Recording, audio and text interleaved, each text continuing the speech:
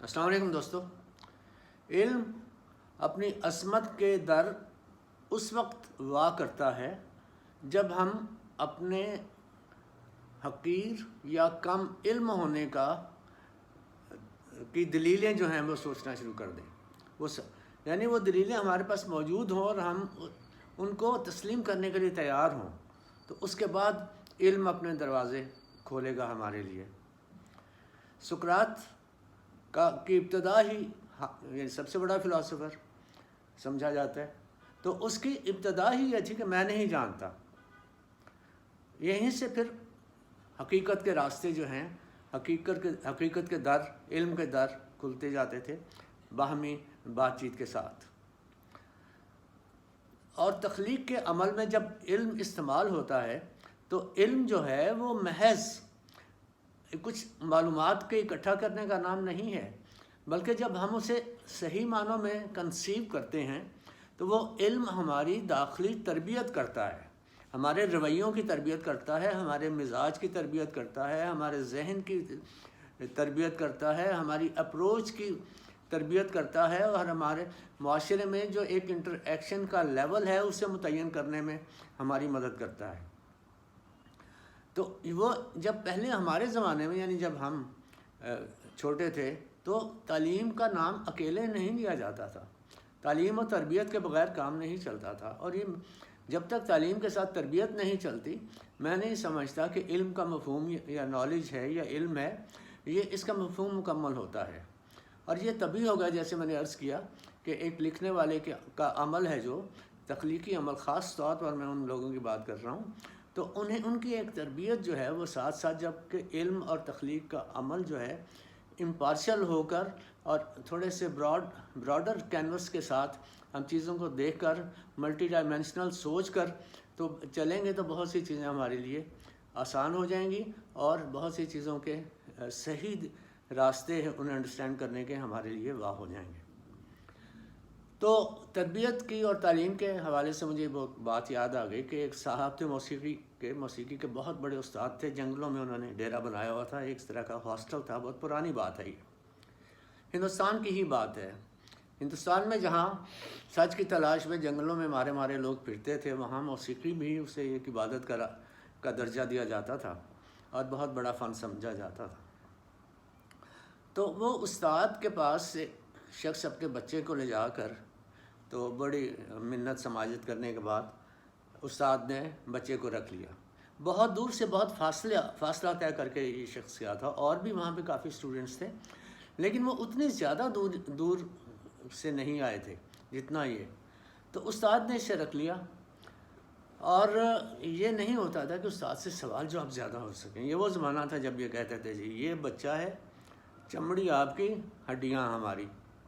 بہرحال وہ بات کس حد تک صحیح غلط ہے یہ اسے چھوڑتے ہیں، لیکن یہ وہ زمانہ تھا، اس حد تک استاد اپنا آپ نبھاتے تھے، اور والدین جو ہیں بچوں کی تعلیم کے لیے جو سمجھتے تھے کہ استاد نے جو کرنا ہے اس پر یقین رکھتے تھے۔ تو استاد سے درخواست کی گئی، استاد مان گئے، اور بس یہ نہیں پوچھا کہ کب آئیں، کتنا عرصہ لگے گا اس کی تعلیم میں، کب تک انہیں یہ فن آ جائے گا۔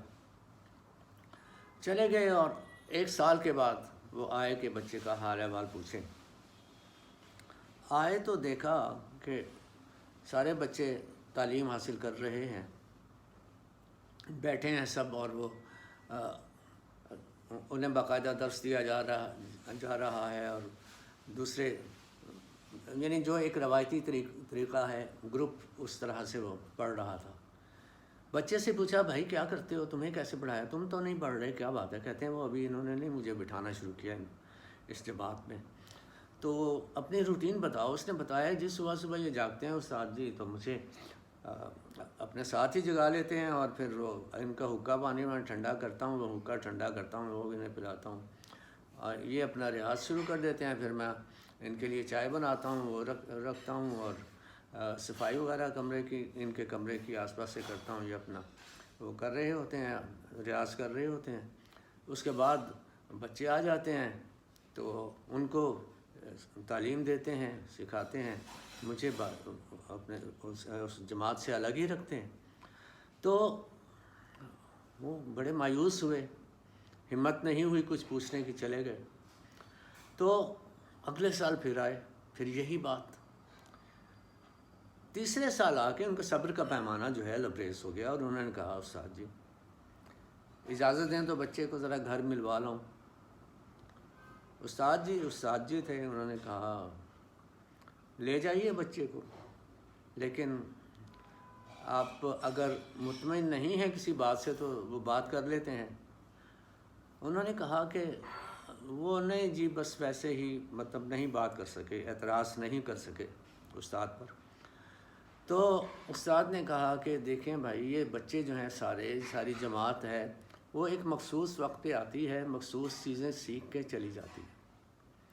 یہ بچہ صبح اٹھتے ہی میرے پاس بیٹھتا ہے اور وہ سر سنتا ہے اس کے کانوں میں، اس کو پڑھتے ہیں جو کہ میں کرتا ہوں ریاض، اور وہ ریاض جو ہے وہ یہ سمجھتا ہے، اس کے کان اس سے مانوس ہیں، اس کا عادت ہو گئی اسے وہی سننے کی، وہ سر جو میں سمجھتا ہوں، سر تال جو بھی ہے، وہ ساری تربیت اس کی سننے سے ہو رہی ہے، تربیت ہو رہی ہے اس کی، وہ سمجھ رہا ہے، اس کے کان اس سے مانوس ہو رہے ہیں، اس کا دل اس سے مانوس ہو رہا ہے۔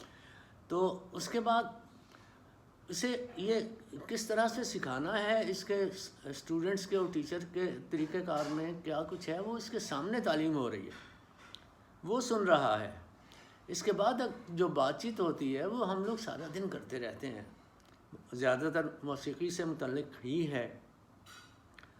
تو آپ کو بچہ لے کے جانا ہے تو لے جائیے، لیکن اب اگر میں اسے ابھی بھی شروع کرا دوں تو یہ کوئی سر غلط نہیں لگائے گا، کیونکہ اس کی تربیت ہو چکی ہے، یہ سننا اس سے آ گیا ہے، کہنا آ گیا ہے، اور وہ سارا اس کے مزاج کا اس کا وہ معیار بن چکا ہے جس معیار پہ میں پریکٹس کرتا ہوں، اور یہ سہولت کسی اور شاگرد کو حاصل نہیں ہے۔ آپ کا جی چاہتا ہے تو لے جائیے۔ وہ ہاتھ باندھ دیے انہوں نے استاد کے سامنے اور روانہ ہو گئے۔ تو مقصد کہنے کا ہے کہ جب ہم ادب لکھنے بیٹھیں، کوئی تخلیقی عمل کریں، کسی اور فن کی بات کریں، تو اس میں جب تک ہم اس فن کی باریکیوں میں تربیت حاصل نہیں کر لیتے یا وہ ہمارے مزاج کا حصہ نہیں بن جاتا، ہمارے سوچنے کی ڈائمینشنز، سوچنے کا رویہ وہ نہیں رہتا۔ یہ ٹھیک ہے، ہمیں عملی زندگی میں بہت کچھ کام کرنا پڑتا ہے اور اس وقت بھولنا پڑتا ہے، یہ ہماری مجبوریاں ہیں، میں گزر چکا ہوں ان سے۔ لیکن چلیے چھوٹی سی بات ایک اور بتا دیتا ہوں۔ میں ایک اسکول میں گیا، وہاں پہ انٹرو ہوا، اس کے بعد ڈیمانسٹریشن ہوئی، بات صحیح ہو گئی، ٹھیک ہے جی آپ ضرور کیجیے۔ تو بعد میں پرنسپل صاحب مجھے یعنی سلیکشن ہو گیا، اس کے بعد پرنسپل صاحب کہتے ہیں یار یہ جو رائٹر لوگ ہوتے ہیں ذرا تھوڑے سست۔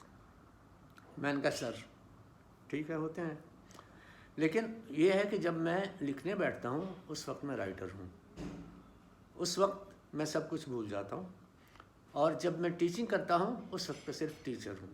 تو انسان کے بہت سے پہلو ہیں، اور میرے جو دو بنیادی میرے شخصیت کے حصے ہیں وہ ایک ٹیچر کا ہے اور ایک یہ ہے۔ باقی الحمدللہ نبھا لیتا ہوں میں، باپ کا رول ہے، خاوند کا رول ہے، دوستوں کا رول ہے، وہ سب کچھ ہو جاتا ہے، لیکن ان دو بنیادی پہلوؤں سے میں نے کبھی دامن نہیں چھڑایا، اور نہ ان کے فرق کو میں نے کم اہمیت دی ہے۔ تو گویا وہ مزاج کا حصہ بن جاتا ہے جب انسان کسی کام کو کرے، اور خاص طور پر تخلیق کا کوئی عمل ہو۔